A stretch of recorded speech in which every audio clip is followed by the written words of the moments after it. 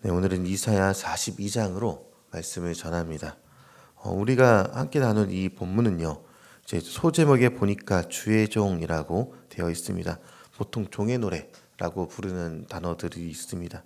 하나님의 종이라고 먼저 불렸던 이스라엘이요, 계속해서 실패합니다. 그런데 그 실패 가운데 하나님은 완벽한 종, 그러니까 메시아를 새로 보내시겠다, 이 약속을 말하고 있는 것이죠. 그리고 완벽한 메시아는 힘으로 찍어 누르는 왕이 아니라 상처 입은 사람을 돌보고 스스로 고난을 당함으로써 세상을 변화시키는 완벽한 종이다. 이것을 다루는 것입니다. 그리고 당연하게도 이 노래의 주인공이 바로 예수 그리스도다. 이것을 우리는 알고 있습니다. 이제 본문입니다. 1절에서 하나님이 직접 말씀하신 내용이 있습니다. 내가 붙드는 나의 종, 내 마음에 기뻐하는 자, 거기에 대해서 얘기합니다. 그 택한 사람을 보라라고요. 마치 아버지가 아들을 소개하는 듯한 그런 모습입니다. 자랑스럽게 선포하는 그런 모습이요. 근데 이 종이 일하는 방식이 좀 놀랍습니다. 3절에 어떻게 일하는지 기록되어 있는데 우리 3절 말씀을 같이 한번 읽어보겠습니다. 상한 갈대를 꺾지 아니하며 꺼져가는 등불을 끄지 아니하고 진실로 정의를 시행할 것이며. 아멘. 네, 상한 갈대를 꺾지 않는다. 꺼져가는 등불을 끄지 않는다.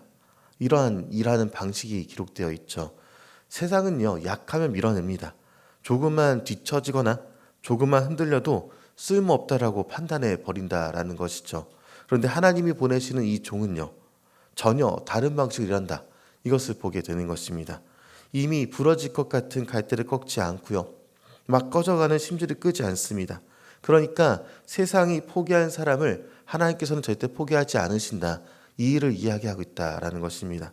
그리고 오늘 본문을 통해서 완벽한 종이 갖고 있는, 지향하고 있는 것은 무엇인가를 보게 된다는 것입니다. 그리고 계속해서 본문을 읽어가다 보면요, 1절부터 4절까지 계속해서 반복되는 그런 단어가 있습니다. 그러니까 히브리어 미시파트라고 번역되어 있는 우리말 성경 정의입니다. 우리는 정의라는 말을 들으면요, 법정을 보통 떠올리게 되죠. 죄를 심판하고 벌을 내리는 그런 이미지를 떠올리게 됩니다. 그런데 이 성경의 미시파트, 이 정의는 조금 더 따뜻합니다. 모든 것이 있어야 할 자리로 돌아가는 것, 원래 그 모습 그대로 돌아가는 것, 이것을 성경은 정의다라고 말을 하는 것이죠. 아모스 5장 24절은요, 정의를 물같이 흐르게 하라라는 내용이 있습니다. 그럴 때도 마찬가지다라는 것이죠. 약한 자가 보호를 받고 눌린 자가 자유를 찾게 되는 것이고요. 그리고 하나님의 창조 질서가 원래 있어야 될 그 자리 그대로 그렇게 돌아가는 것 자체를 말하는 것입니다. 이것을 우리는 미시파트, 성경에서 말하는 정의다, 이야기를 합니다. 그리고 이 종이 와서 행하시는 정의는 심판이 아닌 회복을 말한다라는 것이죠. 고장난 것을 고치고 상처 입은 것을 치유하는 것을 이야기합니다. 그리고 이사야 이 예언은요, 수백 년 후에 마태복음 12장에서 직접적으로 인용되는 것을 보게 되는데요. 바리새인들이 예수님을 제거하려고 모의하던 그 순간이 있습니다. 예수님요, 그때 맞서 싸우거나 군대를 동원하거나 무력으로 이들을 진압하지 않으시죠.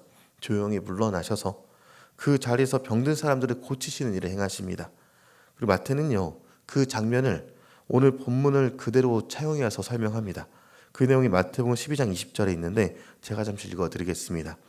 상한 갈대를 꺾지 아니하며 꺼져가는 심지를 끄지 아니하시기를 심판하여 이길 때까지 하리니, 이렇게 기록하는 장면이 있는 것이죠.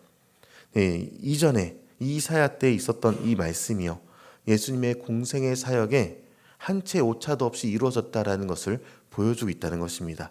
완벽한 종에 대한 이야기인 것이죠.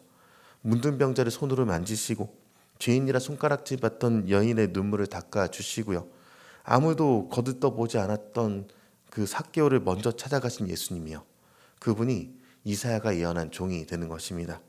그리고 이 말씀이요, 종의 노래 읽는 이 우리가 어떤 말씀과 우리와 상관관계가 있을까? 두 가지로 나눠서 생각해 볼 수 있을 것 같습니다. 하나는요, 지금도 역시 상한 갈대를 꺾지 않으시는 주님, 그 상한 갈대는 우리를 포함하고 있습니다. 혹시 이런 마음이 드시는 분이 계실지 모르겠습니다. 내가 없어도 세상은 잘 돌아가겠지. 나는 너무 많이 상해서 이제 쓸모가 없어. 예배를 드려도 혹은 기도하러 나가는 것도 힘들어. 이 정도면 하나님이 나를 포기하셨겠지. 그렇게 느끼신다면 이 말씀이 상한 갈대인 우리를 포함하고 있는 것입니다. 주님은 절대로 상한 갈대를 꺾지 않으십니다. 꺼져가는 등불을 끄지 않으신다라는 것이죠. 그리고 이것은요, 단순한 위로하는 수사학적인 내용이 아닙니다. 이사야가 선포했고 예수님이 몸소 증명하신 하나님의 약속이고, 그리고 우리에게 주어지고 있는 약속이다라는 것이죠. 우리의 가장 연약한 부분이고 아무에게도 보여주지 못했던 그 상처를 주님 앞에 내려놓는 저 여러분이 되기 소망합니다. 그리고 다른 하나가 있습니다. 우리 주변에도 상한 갈대가 있다라는 것입니다. 6절에서요, 하나님은 이 종을 백성의 언약과 이방의 빛으로 세우겠다, 이런 내용을 다루고 있습니다. 예수님 안에서는 그 약속이 성취되었고요. 이제 그분을 따른 우리의 모습입니다. 우리는 어떤 사역을 감당하고 있는가? 그리스도인이란 이 이름은요, 세상이 꺾으려 할 때 붙들어주는 사람, 그리고 꺼지려는 불씨 곁에서 바람막이가 되어주는 사람이 그리스도인이란 이름을 가진 사람, 그 사람이 바로 우리입니다. 그리고 오늘 우리 곁엔 누가 있는지 돌아보시기 바랍니다. 한마디 더 들으면 포기할 것 같은 그런 자녀, 자꾸 지쳐가는 배우자, 반복해서 실수하는 동료들, 우리는 어떻게 그들을 대하고 있는가? 그리고 주변에 상하고 또 상해 있는 심령을 가진 사람들, 우리는 어떻게 대하고 있는가? 이것을 스스로 돌아봐야 한다는 것입니다. 예수님의 정의를 이뤄가는 방식, 미시파트를 이뤄가는 방식은 심판이 아니었습니다. 계속해서 붙들어 주시고 그를 위로하시고 다시 한번 이렇게 세우시는 그런 방식으로 나가셨다라는 것이죠. 그리고 중요한 것은요, 주님은 우리에게 이것을 하라 하셨고 그 일을 실천한 우리는 어떤 약속을 받는가입니다. 그 내용에 대해서 9절에 보라, 이하한 일이 이미 이루어졌노라 라고 말하고 있습니다. 그러면서 내가 새 일을 알린다라고 말씀하고 계시죠. 하나님께서 말씀하십니다. 내가 약속한 것은 이미 이루어졌다. 그리고 지금도 나는 새 일을 하고 있다.